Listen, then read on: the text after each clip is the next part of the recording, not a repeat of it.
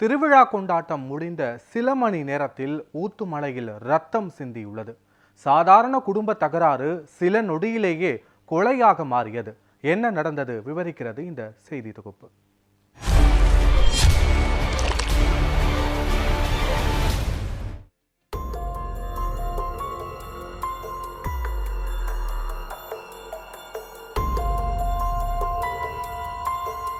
தென்காசி மாவட்டம் ஊத்துமலை இயற்கை காற்றுடன் மனிதநேயம் கலந்த சிறிய கிராமம். ஆனால் தற்பொழுது அந்த ஊர் முழுவதும் ஒரு துயரக் காற்று வீசுகிறது. ஒரு குடும்ப தகராறு, ஒரு கணநேர கோபம் ஒரு உயிரை பறித்துவிட்டது. ஊத்துமலை பவுண்டு தொழு தெருவைச் சேர்ந்தவர் கருத்ததுரைச்சி. அவரது மகள் காளீஸ்வரிக்கு திருமணமாகி கீழப்பொய்கை வடக்கு தெருவில் கணவர் பாலசுப்பிரமணியனுடன் வசித்து வருகிறார். இருவருக்கும் 2 பெண் குழந்தைகள் உள்ளன.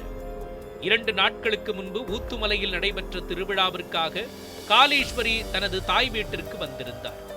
அந்த வீட்டில் மகிழ்ச்சி கீதங்கள் ஒலித்தன. உறவினர் கூட்டம், சிரிப்புகள், சாப்பாடு எல்லாமே நிம்மதியான குடும்பத்தின் முகம் போல இருந்தது. ஆனால் சில நாட்களுக்குள் அந்த வீட்டில் அழுகையின் குரல் ஒலிக்கப் போகிறது என்று யாருக்கும் தெரியவில்லை. திருவிழா முடிந்த பிறகு தனது மனைவி காளீஸ்வரியை வீட்டிற்கு அழைத்து செல்ல மருமகனான பாலசுப்பிரமணியன் வந்துள்ளார். கூலி தொழிலாளியான அவர் தனது அன்றாட வாழ்க்கையை பெரும் சுமையுடன் போராடிக் கொண்டிருந்தார். இதனால் கடந்த சில மாதங்களாக குடும்பத்திற்குள் அடிக்கடி பிரச்சனைகள் அதிகரித்து வந்திருக்கின்றன. அந்த நாளும் இதே பிரச்சனையை மையமாக கொண்டு தாய் வீட்டில் கடுமையான வாக்குவாதம் ஏற்பட்டுள்ளது. வாக்குவாதம் சில நிமிடங்களில் கோபமாக மாறி புயலாக உருவெடுத்து ஒரு துயர சம்பவத்திற்கு வழிவகுத்துள்ளது. கோபத்தில் ஆழ்ந்த பாலசுப்பிரமணியன் ஒரு கணத்தில் தனது மாமியார் கருத்ததுரைச்சியை கூரிய ஆயுதத்தால் வெட்டியதாக கூறப்படுகிறது.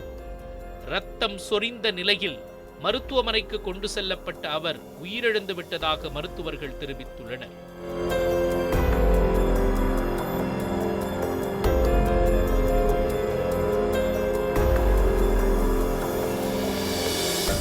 தன் தாயை காப்பாற்ற முயன்ற காளீஸ்வரியும் காயமடைந்து சங்கரன் கோவில் அரசு மருத்துவமனையில் சிகிச்சை பெற்று வருகிறார். ஒரு பக்கம் தாயின் உயிரிழப்பு, மறுபக்கம் காயத்துடன் மருத்துவமனையில் தனிமையில் அழும் மகள்.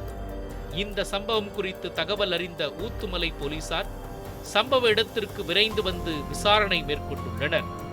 நியூஸ் 7 தமிழ் செய்திகளுக்காக சங்கரன் கோயில் செய்தியாளர் மகேந்திரன்.